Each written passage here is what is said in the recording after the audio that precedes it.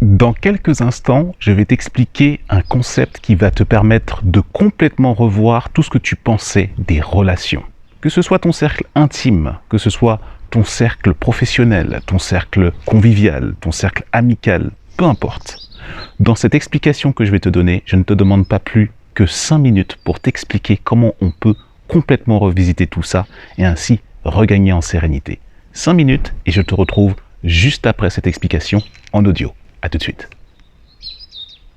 Connais-tu le réflexe de la carapace? Oui, non? Pour te la faire courte, c'est un mouvement instantané qui consiste à te réfugier, te renfermer, afin de te protéger des autres. Tu constates la fausseté générale ambiante, la cacophonie, l'incohérence et ton impuissance sur l'aspect intéressé des interactions entre les personnes. Tu te renfermes sur toi-même parce que plus rien n'a de sens et tu as l'impression que l'on te juge sur ce que tu fais plutôt que d'être apprécié pour ce que tu es. Tu ressens alors de la défiance vis-à-vis des étiquettes que l'on peut te coller, sans que tu ne sentes de pouvoir pour transformer ce que l'on pense de toi. Ainsi, le seul réflexe dont tu disposes, c'est la carapace. En d'autres termes, tu te replies sur toi-même. Tu te coupes de bon nombre de relations, pour ne pas dire quasiment toutes, sauf les plus essentielles pour toi. Et encore, ce n'est même plus le même investissement qu'avant. Tout le reste disparaît. C'est la seule solution à partir du moment où tu t'attendais à un minimum de respect, d'écoute, compte tenu de l'énergie et de l'investissement émotionnel que tu pouvais y mettre. Dans cette carapace, au début, tu ne peux pas dire que tu y es confortable. Toutefois, c'est l'assurance d'être protégé pour ne pas te livrer sur tes situations et que cela se retourne contre toi. On ne peut compter que sur soi. Mieux vaut être seul que mal accompagné. Pour être heureux, vivons cachés. Tu te recentres sur tes vieux projets, car tu as libéré du temps et de l'énergie pour ça, par réflexe, si tu es actif. Mais si tu n'es pas actif ou si tu n'as pas de projet, tu rumines sans cesse sur les circonstances, les déceptions, les trahisons. Tu tournes en boucle sur les mêmes schémas, aux portes de la dépression, si ce n'est pas déjà le cas sans même que tu ne t'en rendes compte. Si tu devais faire la liste des responsables, elle serait longue comme le bras. La famille, les ex, la boulangère qui ne donne pas la baguette à la bonne cuisson, l'État, la sécurité sociale, le voisin, le gouvernement, les Illuminati, voire même les extraterrestres. Bref, tu n'as plus confiance en personne. Tout le monde devient responsable de ton état, sauf une personne, toi-même. En réalité, cette carapace se construit petit à petit, au fur et à mesure des incompréhensions. Car en fin de compte, plus personne n'est capable de comprendre ce que tu éprouves. Te voici donc seul, à ruminer sans arrêt, tes espoirs déçus,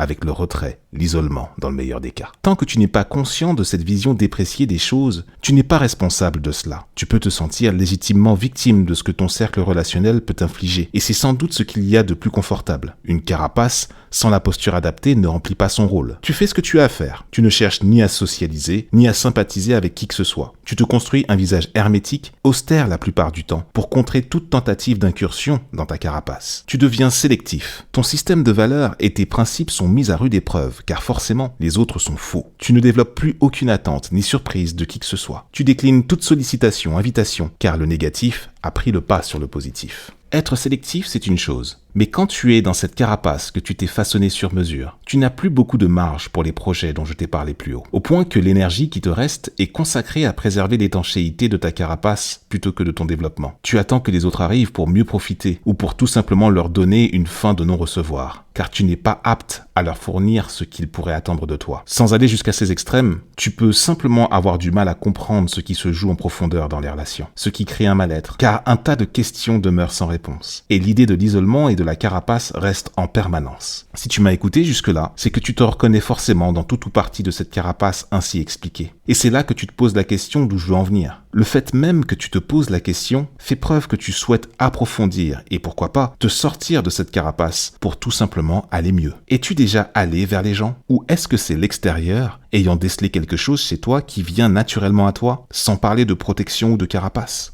Je m'appelle Reynalby, je suis accompagnant à la transformation sereine depuis 2011 et toutes ces questions relationnelles m'ont fasciné au point d'en devenir un expert aujourd'hui. J'ai eu moi-même à résoudre toutes ces équations et ce que j'y ai découvert m'a permis d'accompagner les autres vers une meilleure compréhension du jeu des relations. Une compréhension telle que j'en ai fait une théorie, la théorie des poupées russes. À l'image de ces figurines qui s'emboîtent les unes dans les autres, je t'explique de manière claire et didactique comment la plus petite, représentant la personne que tu incarnes, devient l'objet des histoires construites auprès d'autres personnes de ton cercle relationnel. Mises bout à bout, ces histoires deviennent une autre poupée, plus grande, qui font, suivant le cercle relationnel sollicité, un conditionnement lui-même régi par des règles formelles et informelles que l'on appellera alors des idées. Et toutes ces idées, issues de tous ces conditionnements, sont soumises soumis alors à ton libre arbitre de façon consciente ou inconsciente. Soit tu considères ces idées comme vraies, soit elles sont fausses. Et là, tu changes pour celle qui t'apporte le plus de joie. Et est-ce que l'idée de la joie était disponible dans ta carapace? Si oui, comment fonctionne-t-elle? Toutes ces questions, je te propose d'y apporter des éléments de réponse dans cette conférence privée, tenue en ligne et en public en mars 2021. Cette conférence est désormais disponible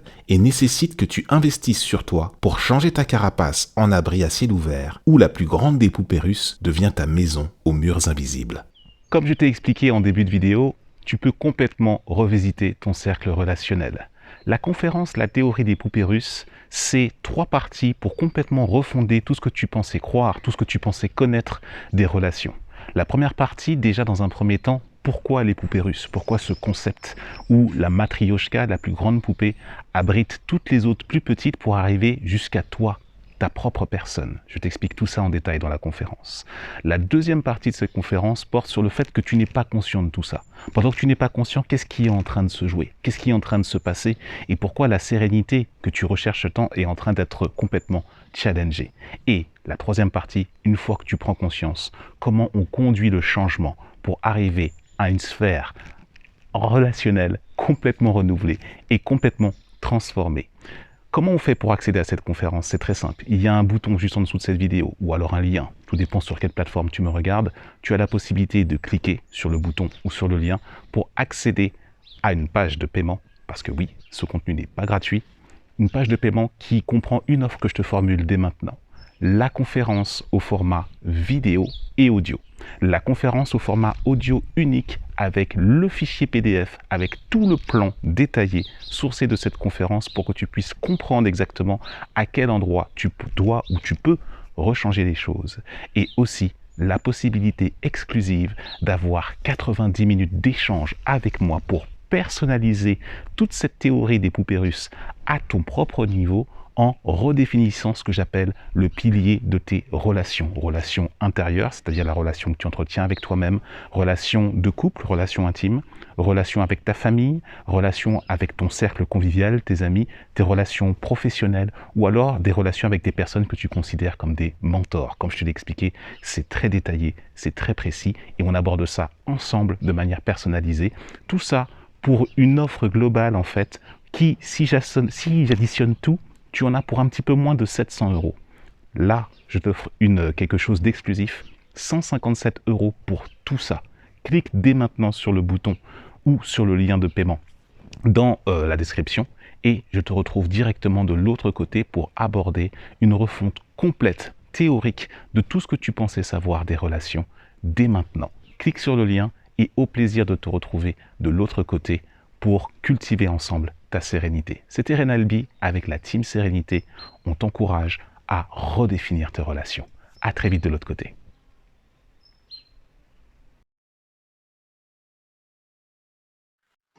Pourquoi le pragmatisme de la mise en théorie?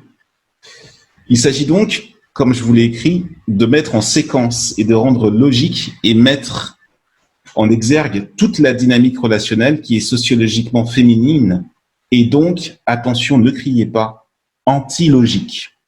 Ce n'est pas une insulte, c'est juste un constat. Parce que lorsque l'émotion est aux prises d'un être incarné féminin et que celle-ci est en colère ou en revendication, c'est mort, c'est décédé, c'est fichu, c'est peine perdue et j'en vois beaucoup sourire. Et donc, en tant qu'homme, enfin pour moi, c'est juste, tout ce que j'ai à faire, c'est juste de laisser passer l'orage maintenant. Voilà, je laisse passer l'orage, ça ne sert à rien d'arriver avec mes arguments, mon point par point, mon PowerPoint, mon truc comme ça, oui mais ça. Il y aura toujours ce côté, oui mais moi, je suis gardienne de la vie.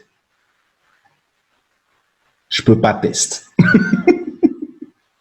Alors bien sûr, c'est une généralité, c'est une grande. Je pars du principe que là, on est dans le comportement d'une femme très féminine avec très peu de part masculine à l'intérieur, mais cette dynamique relationnelle ne permet pas d'exclure, justement, lorsqu'on est dans notre part féminine, ne permet pas d'exclure justement les personnes qui justement contestent cela mais on va montrer les dents avec notre part féminine, avec toute notre émotivité, toute la puissance que ça comporte, et dire que là, mon coco, ou là, ma cocotte, il y a danger.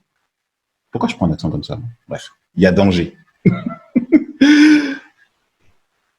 Et en deuxième partie de ce grand C, le pourquoi le pragmatisme et de la mise en théorie, et donc, j'en parlais tout à l'heure en introduction, c'est d'apposer l'approche holistique pour expliquer les troubles subis par le corps et la psyché de l'humain. Parce que justement, je parlais tout à l'heure donc de l'approche holistique, l'approche physique, l'approche émotionnelle, l'approche psychique, l'approche énergétique et l'approche subtile des choses. L'approche émotionnelle, donc, c'est la couche qui est juste au-dessus de l'approche physique. Donc, on est dans la matière, nous sommes des êtres d'émotion, et donc, forcément, l'émotion va forcément se ranger quelque part à l'intérieur de notre cœur, de notre corps, pardon. Tiens, de notre cœur. Lapsus. Pourquoi? Parce que si je vous fais cette série d'explications, de citations, pardon, si je vous dis, ça me prend la tête. Si je vous dis, comment dire, j'ai le cœur brisé, j'ai mal au cœur. Si je vous dis, ça me gonfle, sous-entendu le ventre. Si même j'ai dans le plus grivois, le plus vulgaire pour un homme, ça me casse les Partout, on cite une partie du corps, ou alors, je peux même dire, j'en ai plein le dos. On cite une partie du corps de manière complètement inconsciente et admise parce que justement, c'est dans l'utilisation commune de ces expressions, mais on cible exactement, on parle de l'endroit où est logée l'émotion qui nous caractérise. C'est pour ça que l'approche émotionnelle et l'approche physique sont autant communes, autant proches l'une de l'autre. Et ce qui permet de l'exprimer, c'est notre intellect, c'est notre psyché, parce qu'on a appris à parler, on a appris le langage, on a appris à nous exprimer, on a appris à communiquer avec les choses. On utilise cette chose-là, qui au départ était une compétence inconsciente, puis est devenue une compétence consciente, puis depuis est devenue une compétence inconsciente. Vous m'avez suivi? On ne sait plus qu'on sait parler. Donc, dès que l'idée arrive dans notre tête, la poupée au-dessus, là, arrive sur notre tête, eh ben, on exprime, j'en ai plein le dos. Et c'est, j'en ai plein le dos, physiquement notre dos, qui est recourbé par le poids de la responsabilité ou le poids de la culpabilité. Tout dépend de la situation. Et ben, d'un seul coup, ce j'en ai plein le dos devient une expression de là où est logé le trouble émotionnel lorsqu'on se retrouve face à une situation, justement, ben, quand un homme comme moi vient défier une femme et dire « je vais débattre avec toi point par point ». Voilà, j'ai fait ça pendant 40 ans de ma vie. Et si j'en suis moi-même dans la situation dans laquelle j'en suis, si on m'avait expliqué ça à mes 25 ans, je pense que je serais très certainement en train de faire autre chose aujourd'hui.